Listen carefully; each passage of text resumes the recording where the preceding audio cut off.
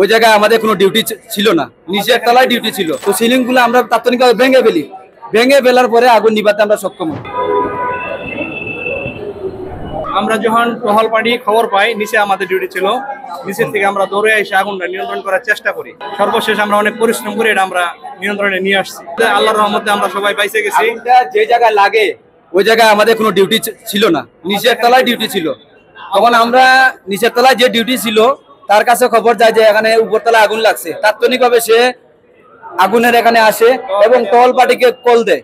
তখন আমরা তাৎক্ষণিকভাবে এখান থেকে চলে আসি আগুন নিবানে। এখানে আইসা দেখি তারা আগুন নিবানোর চেষ্টা করতেছে, বাট এই যে সিলিং গুলা দেওয়া আছে, সিলিং গুলার কারণে আগুন নিবাইতে পারতেছে না, কারণ প্রচন্ড পরিমাণ তাপ হয়েছে, নিচে দাঁড়ানো যাচ্ছে না।